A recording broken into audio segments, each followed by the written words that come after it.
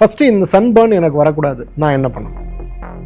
இல்லை ஏற்கனவே கருப்பாக இருந்தாலும் கூட ஒரு டேபிள் ஸ்பூன் மஞ்சப்பொடி எடுத்து ஒரு டேபிள் ஸ்பூன் ஆலிவ் எண்ணெய் இல்லைனா பாதாம் எண்ணெய், உதாரணத்துக்கு நம்மளுடைய மூத்த நடிகர் அவர்கள் சிவகுமார் சார் நீங்கள் சொல்லலாம், உங்களுக்கு இந்த இடங்கள்ல உங்களுக்கு கொப்பளங்கள் வருது அப்படின்னா அல்லது சின்ன சின்ன முகப்பருக்கள் வருது அப்படின்னா அது உங்களுடைய சிறுநீரகம் பலவீனமாக இருக்குன்னு அர்த்தம். ஏன் மாடர்ன் மெடிசன்ல இதை குணப்படுத்த முடியாதுன்னு சொல்றாங்க? பித்த உடம்புக்காரங்களுக்கு விளக்கெண்ணெய் ரொம்ப நல்லது. அவங்க உட்காந்துருக்க சேர் அவங்க போன பிறகு நீங்க தொட்டிங்கனாலே அந்த சூடை உணர முடியும், அவ்வளோ சூடு இருக்கும். என் முகம் கருத்து போச்சு, நான் முகத்துக்கு ஆயின்மெண்ட் போடுறேன் உடனே சரியாயிரும்னு நினைக்கிறோம், தப்பு.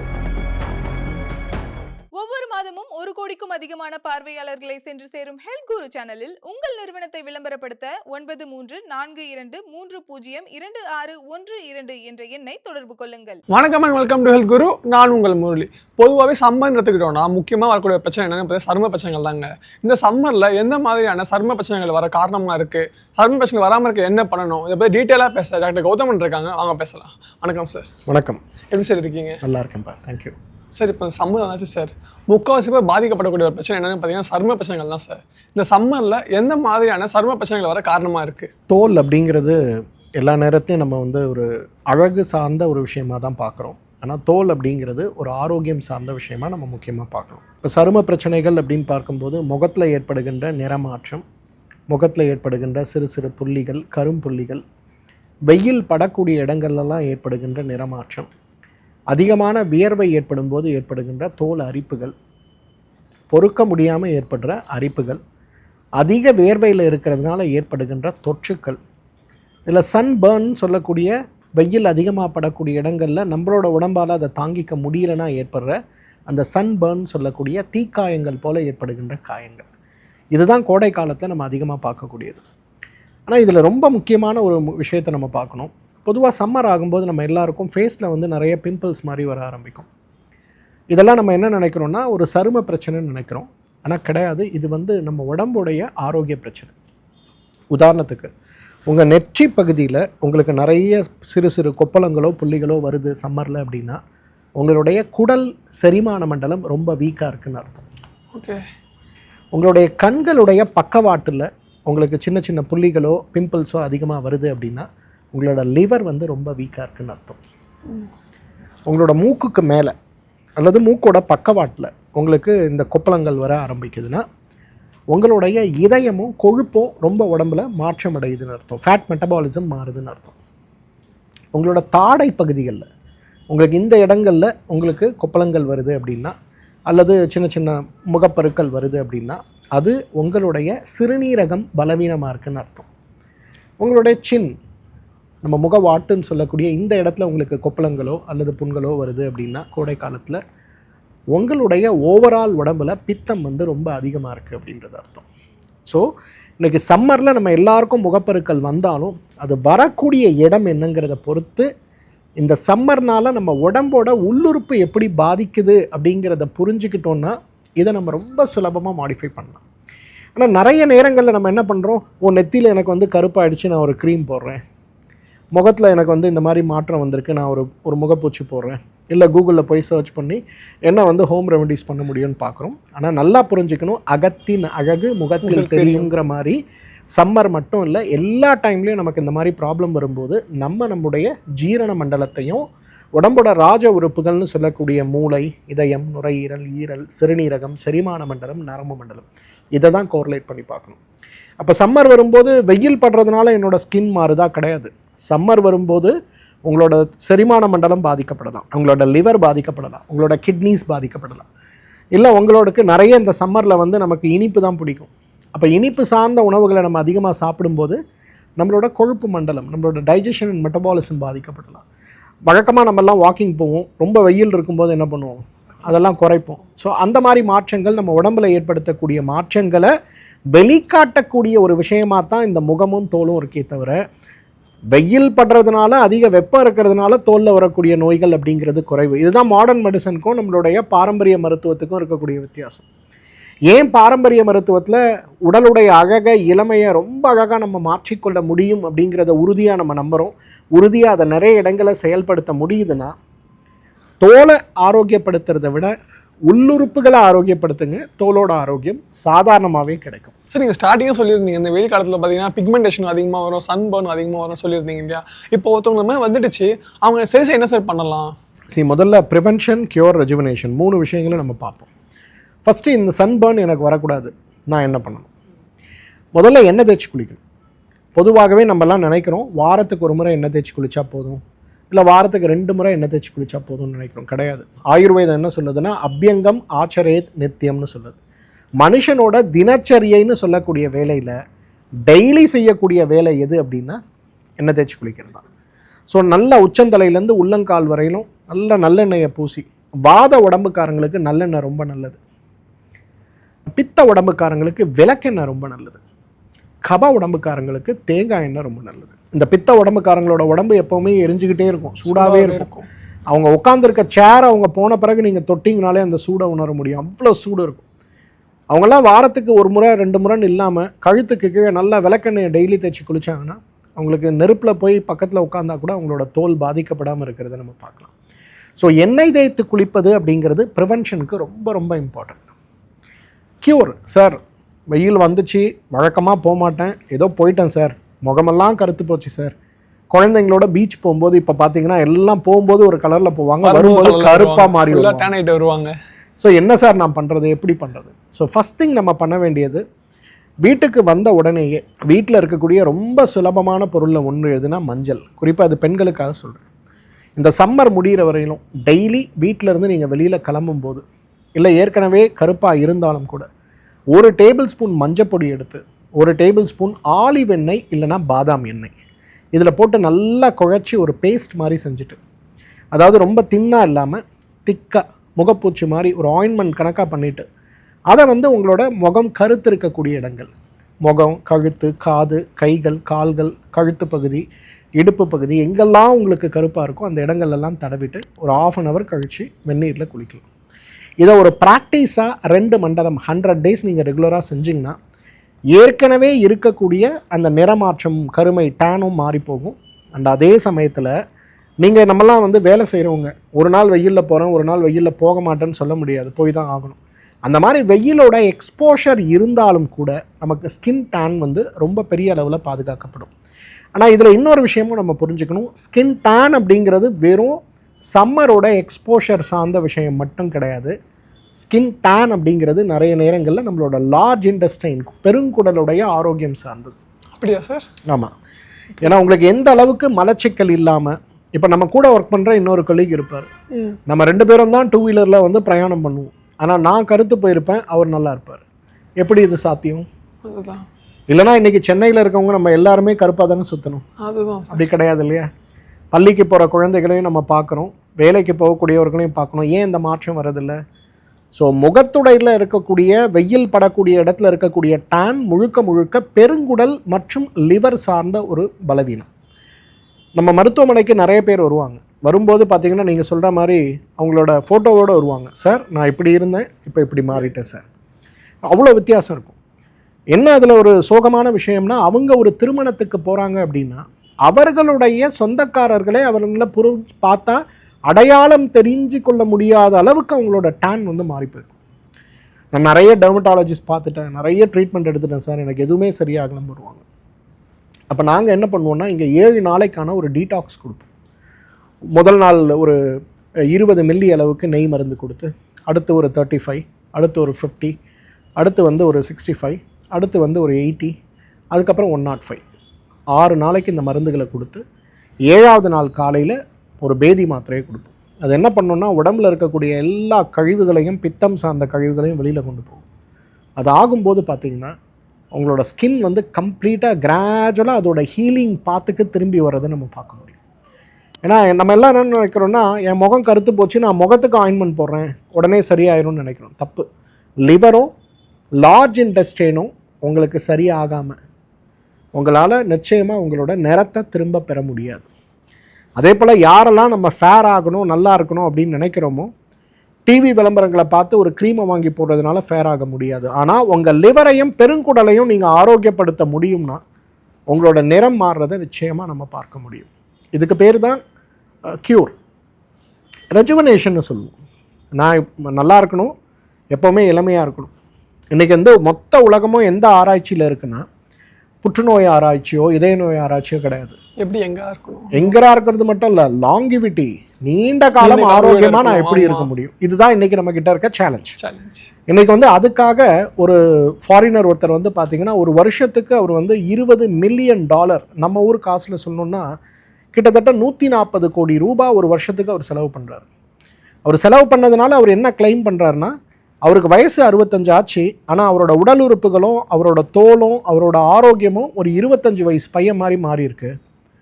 இதை வந்து நான் உலகம் ஃபுல்லாக பரப்ப போகிறேன், என்னால் நீங்கள்லாம் 100 வயசு ஆசைப்பட்றீங்க, நான் 300 வருஷம் வாழ போகிறேன் அப்படிங்கிற ஒரு குறிக்கோளோடு அவர் நிறைய பண்ணிகிட்ருக்கார்.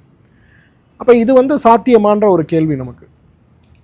அதே மாதிரி நம்ம தோல் வந்து நான் 30 வயசில் இருக்க மாதிரியே 20 வயசில் இருக்க மாதிரியே 70 வயசில் வச்சுக்க முடியுமாங்கிற ஒரு கேள்வி நமக்கு இருக்குது. அதுக்கு தான் ஆயுர்வேதம் சொல்லிக் கொடுக்கக்கூடிய பதில் என்னென்னா ரெஜுவனேஷன். ரெஜுவனேஷன் அப்படிங்கிறது என்னன்றனா அது ஒரு மருந்து கிடையாது, ஒரு ப்ராசஸ். உணவு, நீர், காற்று, உடல் சுத்தி, மனோசுத்தி, ஆத்ம சுத்தி மற்றும் அபியாசம், 7 பில்லர்ஸ், 7 பில்லர்ஸ் ஆஃப் லைஃப்னு சொல்லுவோம். உணவு என்ன சாப்பிட்ணும் சாப்பிடக்கூடாதுங்கிற ஒரு புரிதல், நம்ம வயசு என்ன, நம்மளோட வேலை செய்யக்கூடிய அளவு என்ன, உடல் உழைப்பு என்ன, என்ன சத்துக்கள் நமக்கு தேவை, என்ன தேவையில்லை, எவ்வளோ தண்ணி குடிக்கணும், எப்போ தண்ணி குடிக்கணும், வெயிலுக்கு நான் என்ன சாப்பிட்ணும், குளிர்காலத்துக்கு என்ன சாப்பிட்ணும், மழை காலத்துக்கு என்ன சாப்பிட்ணுங்கிற புரிதல் உணவு.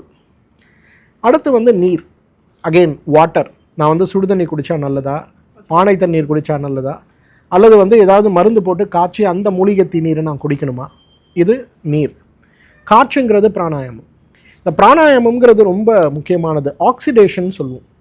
இப்போ நம்ம உயிர் அப்படின்னா என்ன நினைக்கிறோன்னா, நம்ம லைஃப்னா நான் என்ன நினைக்கிறோம், ஒரு இதயம் துடிக்குது, ஒரு மூச்சு விடுறோம், மூளை வேலை செய்யுது, இதுதான் உயிர் சத்துன்னு நினைக்கிறோம். உயிர் சத்துங்கிறது என்னென்னா சாப்பிட்ற உணவில் இருக்கக்கூடிய சத்தம், பிராணத்தினால மூச்சு விடுறதுனால நமக்கு கிடைக்கக்கூடிய சத்தம், பிரபஞ்சத்துலேருந்து நம்ம எடுக்கக்கூடிய எனர்ஜியும், இது 3 ஒன்றா சேர்ந்து உருவாகக்கூடியதுக்கு பேர் தான் உயிர் சத்துன்னு பேர். ஸோ இந்த பிராணன், அந்த உயிர் அப்படின்னு சொல்லக்கூடிய விஷயம் நீண்ட காலம் ஆரோக்கியமாக இளமையாக இருக்கணும்னா பிராணாயாம பயிற்சிகள் இல்லாமல் அது சாத்தியம் இல்லை. ஸோ பிராணாயாமத்தை நீங்கள் பண்ணும்போது உங்களோட உயிர், உங்களோட லைஃப் எனர்ஜி அதிகமாகும். So you will be young for ever. உதாரணத்துக்கு நம்மளுடைய மூத்த நடிகர் அவர்கள் சிவகுமார் சார் நீங்கள் சொல்லலாம். 30 வருஷமாக 40 வருஷமாக நீங்கள் அவங்கள பார்த்துருந்தீங்கன்னா அவர் அப்போ எப்படி இருந்தாரோ இப்போவும் அப்படியே தான் இருப்பார். அது காரணம் என்னென்னா பிராணாயாம பயிற்சிகளும், நான் சொன்ன அந்த 7 பில்லர்ஸ் அவர் ஃபாலோ பண்ணுறார். அவரை நான் இதுவரையில் சந்தித்தது கிடையாது, ஆனால் அவரை நான் பார்க்கும்போது ஒரு பெரிய இன்ஸ்பிரேஷன் எனக்குள்ள நிறைய நேரங்களில் ஏற்படும். என்னென்னா, தெரிந்தா தெரியாமலான்னு எனக்கு தெரியல, இந்த 7 பில்லர்ஸ் ஆஃப் லைஃப்பை ப்ராக்டிக்கலாக யூஸ் பண்ணிகிட்டு இருக்கக்கூடிய ஒரு பெரிய மனிதர் யாருன்னா அவர் தான். நம்ம எல்லாம் அவர்கிட்டருந்து அதை கற்றுக்கணும். ஸோ இந்த 7 பில்லர்ஸை நீங்கள் ஃபாலோ பண்ணும்போது பெரிய எக்ஸாம்பிள் இன்றைக்கி அவரை நம்ம பார்க்குறோம். ஸோ இந்த உணவு, மூச்சு, காற்று, உடல் சுத்தி, 3 மாதத்துக்கு ஒரு முறை பேதிக்கு மருந்து எடுக்கணும், வருஷத்துக்கு ஒரு முறை வாந்திக்கு மருந்து எடுக்கணும், பாடியை கிளென்ஸ் பண்ணிகிட்டே இருக்கணும். மனோசுத்தி, பாசிட்டிவ் தாட்ஸ் தான் நம்மளை இளமையாக வச்சுக்க முடியும், பாசிட்டிவ் தாட்ஸ் தான் நமக்கு நோய் இல்லாத வாழ்க்கையை கொடுக்க முடியும். அதுக்கு என்ன நம்ம முயற்சி பண்ணணும்? ஆத்ம சுத்தி. நம்ம எல்லாருமே இந்த உலகத்தில் வரும்போது நிறைய கர்மாக்களோடு தான் வரும்.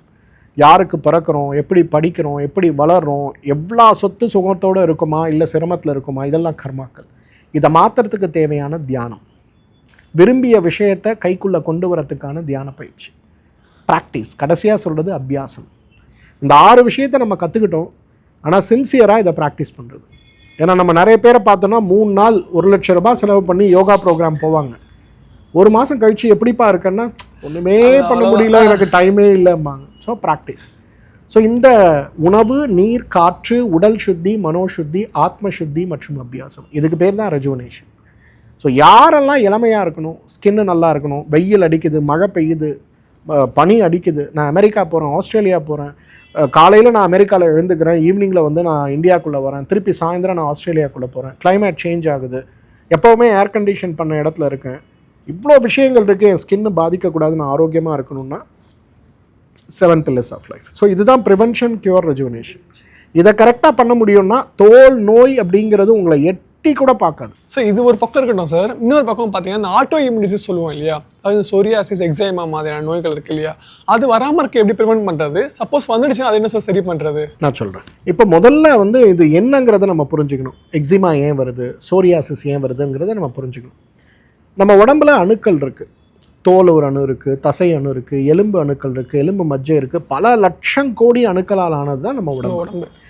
அப்போ இந்த உடம்பு கரெக்டாக வேலை செய்யணும்னா அதுக்கு என்ன தேவை? ஒவ்வொரு அணுக்களுக்கு தேவையான ஆக்சிஜன் கிடைக்கணும், ஒவ்வொரு அணுக்களுக்கு தேவையான எனர்ஜி கிடைக்கணும், அண்ட் ஒவ்வொரு அணுக்களும் அதை ஃபங்க்ஷன் பண்ணுறதுக்கு தேவையான உடல் சுரக்கக்கூடிய அமிலங்கள் கிடைக்கணும். இந்த 3 விஷயம் ஒன்றா ஆகும்போது உடம்பு ஃபங்க்ஷன் ஆகுது. அந்த ஃபங்க்ஷன் ஆகும்போது அதில் கழிவுகளும் உருவாகுது.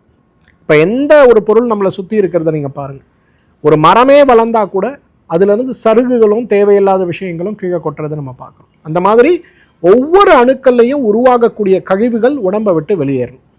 இந்த ப்ராசஸ் சீராக நடக்கிற வரையிலும் நம்ம உடம்புல எந்த விதமான நோயும் ஏற்படாது. ஆனால் இதில் அணுக்களோட செயல்பாடு குறைஞ்சாலோ, இல்லை அணுக்களோட ஆயுட்காலம் தேவையற்று குறைஞ்சாலோ, இல்லை அதிகமானாலோ, இல்லை இந்த அணுக்கள் உற்பத்தி செய்யக்கூடிய அந்த மரபணுல ஏதாவது மாற்றங்கள் ஏற்பட்டாலும், அல்லது இந்த கழிவுகள் உடம்பை விட்டு வெளியே போகிறது முழுமையாக போகாமல் அந்த இடத்துல தங்க ஆரம்பிக்கும் போது உடல் உடனே என்ன பண்ணோம்னா நோய் எதிர்ப்பு சக்தி சார்ந்த அணுக்களை உருவாக்கி அந்த இடத்துல இருக்கக்கூடிய கழிவுகளை நீக்க முயற்சி பண்ணும். பொதுவாக நமக்கு ஒரு இன்ஃபெக்ஷன் வந்தால் அப்படி தானே ஆகுது. ஒரு பாக்டீரியா உள்ள போது உடனே உடம்போட ப்ரொடெக்டிவ் மெக்கானிசம் ஒர்க் பண்ணுது. அப்போ அந்த பாக்டீரியாக்கள் போய் அந்த இடத்துல இருக்கக்கூடிய அந்த பாக்டீரியா பரவாமல் தடுக்கிறதுக்கு நம்ம வெள்ளை அணுக்கள் போய் அந்த இடத்துல இருக்கக்கூடிய அந்த தொற்றை நீக்குது. ஆனால் ஒரு குறிப்பிட்ட ஸ்டேஜ் வரும்போது வெள்ளை அணுக்களோட உற்பத்தி குறைஞ்சி அது ஸ்டாப் ஆயிரும். ஸோ உங்களுக்கு கண்டினியூஸாக வெள்ளை அணுக்கள் அதிகமாக இருக்காது. ஆனால் எங்கெல்லாம் கழிவுகளாக உடம்புக்குள்ளே நிறைய இருக்கோ அந்த கழிவுகள் தொற்றுக்களாக உடல் ரெக்கக்னைஸ் பண்ண ஆரம்பிக்கும் போது இந்த பாக்டீரியாக்கள் கழிவை வெளியேற்றக்கூடிய முயற்சிகளுக்காக கட்டுப்பாடு இல்லாமல் உருவாக்கக்கூடிய ஒரு நிலை தான் ஆட்டோ இம்யூன் டிசீஸ். இது தோலில் வரலாம், ஈரலில் வரலாம், மூளையில் வரலாம், நரம்பில் வரலாம், எலும்புகளில் வரலாம், உடம்புல உச்சந்தலையிலேருந்து உள்ளங்காலில் எங்கே வேணால் இந்த ஒரு ரெஸ்பான்ஸ் நடக்க முடியும். ஏன் மாடர்ன் மெடிசனில் இதை குணப்படுத்த முடியாதுன்னு சொல்கிறாங்க? ஏன்னா இந்த ஒரு ப்ராசஸை அவங்க யாரும் புரிஞ்சுக்கிறது இல்லை. வெள்ளையணு உற்பத்தி ஆகிடுச்சு, நிறைய உற்பத்தி ஆகுது, அப்போ அதை குறைக்கிறதுக்கான முயற்சி. அதனால தான் சோரியாசிஸ் நோயோ எக்ஸிமாவோ குணப்படுத்த முடியாத நோய்களுடைய வகைப்பாட்டியெல்லாம் வச்சுருக்காங்க. அப்போ நம்ம இதை எப்படி அணுகிறோம்? அப்போ நான் ஏற்கனவே சொன்ன மாதிரி கியூர் வரும்போது அந்த இடத்துல முதல்ல செய்ய வேண்டியதே கழிவு நீக்கம் தான். ஸோ எந்த ஆட்டோ இம்யூன் நோயோடு ஒருத்தர் வந்தாலும், குறிப்பாக சோரியாசிஸ் நோயோடு வரும்போது அல்லது கடுமையான எக்ஸிமா நோயோடு வரும்போது அவங்களுக்கு ஃபஸ்ட்டு நாங்கள் கொடுக்கறது என்னென்னா இந்த 7 நாளுக்கான கிளென்சிங், ஒரு டீடாக்ஸ் சிகிச்சை. 20 மில்லி அல்லது 30 மில்லியில் ஆரம்பித்து 30, 45, 60, 75, 90, 105 ஒவ்வொரு நோய்க்கும் ஒவ்வொரு அளவு நெய் மருந்து இருக்கும். இந்த சோரியாசிஸ் எக்ஸிமா வரும்போது 6 நாட்களுக்கு 105 மில்லி வரையிலும் கொடுத்து 7ஆவது நாள் பேதிக் மருந்து. இல்லை ரொம்ப பயங்கரமான நோயாக இருக்குன்னா 6 நாள் நெய் மருந்து கொடுத்து 7ஆவது நாள் வாந்திக்கான மருந்து. இதை கொடுத்தோன்னா மிராக்கல் மாதிரி அடுத்த ஒரு மாதத்தில் பார்த்தீங்கன்னா அவங்களோட ஸ்கின் ஒரு 80% அப்படியே நார்மலுக்கு வரதை பார்க்க முடியும். அதாவது நோயை உருவாக்கக்கூடிய காரணிகளாக, உடல் காரணிகளாக இருக்கக்கூடிய விஷயத்தை நீங்கள் ரிமூவ் பண்ணிங்கனாலே, இப்போ பால் கொதிக்குது, பொங்கி வரப்போகுது, நம்ம என்ன பண்ணுவோம்? டக்குன்னு ஆஃப் பண்ணுவோம். எக்ஸாக்ட்லி. நம்ம உடம்புல இருக்க நோய்களும் அதுதான். நமக்கு உடம்புல நோய் பெருசாகிட்டே போகுது, நம்ம என்ன பண்ணுறோம்னா நோயை கட்டுப்படுத்துகிறேன், பால் கொதிக்குது, இன்னும் தண்ணி ஊற்றுறேன், அதை சில் பண்ணுறேன், இதை தான் பண்ணுறோமே தவிர நம்ம யாரும் அடுப்பை அணைக்கிறது இல்லை. அப்போ அடுப்பை அணைக்காத வரையிலும் அந்த நோய் நம்மளை விட்டு போகாது. ஆனால் அந்த மொமெண்ட் நீங்கள் அடுப்பை அணைச்சிங்கன்னா என்ன ஆகும்? பால் பொங்குறது குறையும். ஒரு அரை மணி நேரம் 1 மணி நேரம் ஆகும்போது அது நார்மலுக்கு வந்துடும். இதுதான் இயற்கை. நம்ம உடம்புலையும் ஒரு சோரியாசிஸ் நோய் வரும்போது, ஒரு எக்ஸிமா வரும்போது உடல் கழிவு நீக்கம்ங்கிற அந்த ஒரு விஷயத்தை நம்மளால் ப்ராப்பராக பண்ண முடியும்னா அது கோடைக்காலம், குளிர்காலம், எதா வேணா இருக்கட்டும், நம்ம உடம்பு நார்மல் ஆகிறத நம்ம பார்க்க முடியும். ஸோ நம்ம இந்த நோயை அணுகணும் அப்படின்னும் போது இதுக்கு ஒரு ஹோம் ரெமெடி எடுத்துக்கிறேன், இதுக்கு ஒரு வெளிப்பூச்சு போடுறேன், அல்லது தற்காலிகமாக இதை மாற்றுறதுக்கு எடுக்கிற முயற்சிகள் அப்படிங்கிறது ரொம்ப தற்காலிகமானது. இன்றைக்கி நம்மளோட அப்ரோச்லாம் எப்படி மாறிடுச்சுன்னா, இயற்கை மருத்துவர்கள் இன்றைக்கி அலோபதி மருத்துவர்கள் மாதிரி யோசிக்க ஆரம்பிச்சிட்டாங்க. அவங்க என்ன பண்ணுறாங்கன்னா, ஒரு நோயாளி வரும்போது மாத்திரை தான் கொடுக்குறாங்க. அது பெரிய தவறு. கிளென்சிங் பண்ணணும், உள்ளே இருக்க கழிவை நீக்கணும். அதோட இம்பார்ட்டன்ஸ் என்னங்கிறத முதல்ல நோயாளிக்கு சொல்லிக் கொடுக்கணும்.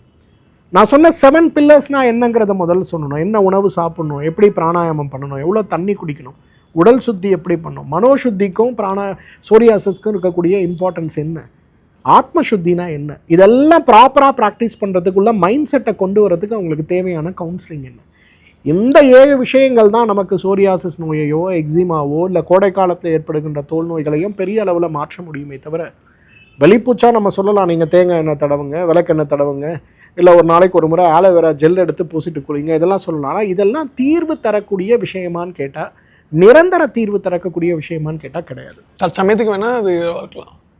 ஒவ்வொரு மாதமும் 1 கோடிக்கும் அதிகமான பார்வையாளர்களை சென்று சேரும் ஹெல்த் குரு சேனலில் உங்கள் நிறுவனத்தை விளம்பரப்படுத்த 9342302612 என்ற எண்ணை தொடர்பு கொள்ளுங்கள்.